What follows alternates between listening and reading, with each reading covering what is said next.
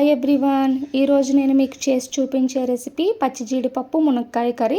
ఇది సమ్మర్లో మాత్రమే దొరికే పచ్చి జీడిపప్పుతో చేసిన రెసిపీ. చాలా టేస్టీగా ఉంటుంది. కావలసిన ఇంగ్రీడియంట్స్: కట్ చేసుకున్న 1 కప్పు మునక్కాయ ముక్కలు, 2 ఉల్లిపాయలు, 2 టమాటోలు, అల్లం వెల్లుల్లి ముక్కలు, 5 పచ్చిమిరపకాయలు, పచ్చి జీడిపప్పులు. మొదటిగా ఈ పచ్చి జీడిపప్పుని ఒలుచుకోవాలండి.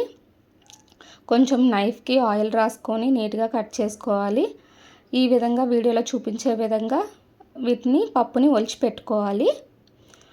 ఈ విధంగా ఉంటాయండి ఒలిచాక.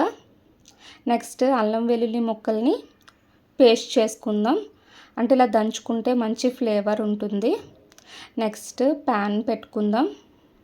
అందులో ఆయిల్ వేసుకొని మొదటిగా ఆవాలు, మినప్పప్పు, జీలకర్ర వేసుకుందాం. ఇది కొంచెం ఫ్రై అయ్యాక పచ్చిమిరపకాయలు, కట్ చేసి పెట్టుకున్న ఆనియన్స్ వేసుకుందాం. ఇవి కొంచెం ఫ్రై అవనిద్దాం. నెక్స్ట్ అల్లం వెల్లుల్లి పేస్ట్ వేసుకోవాలండి. ఇది కూడా మంచిగా ఫ్రై అవ్వాలి. నెక్స్ట్ టమాటో ముక్కలు వేసుకుందాం. ఈ టమాటో ముక్కల్లో కొంచెం పసుపు, టేస్ట్కి తగినంత సాల్ట్ వేసుకొనివ్వాలి. ఇవి కొంచెం మగ్గనిద్దాం. ఇవి కొంచెం మగ్గాక ఇందులో కట్ చేసుకున్న మునక్కాయ ముక్కలు వేసుకోవాలి. ఇప్పుడు ఇవి మంచిగా ఫ్రై అవ్వాలి. ఇప్పుడు ఇవి మంచిగా ఫ్రై అయ్యాయండి. ఇప్పుడు ఇందులో మొదటిగా మనం తీసి పెట్టుకున్న పచ్చి జీడిపప్పును వేసుకుందాం. టేస్ట్కి తగినంత కారం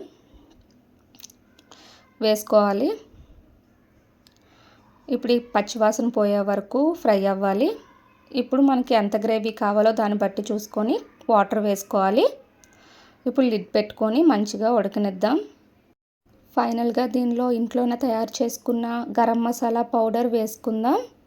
అంతే అండి, ఎంతో టేస్టీగా ఉండే పచ్చి జీడిపప్పు మునక్కాయ curry ready. Please like, share and subscribe to my channel. Thank you.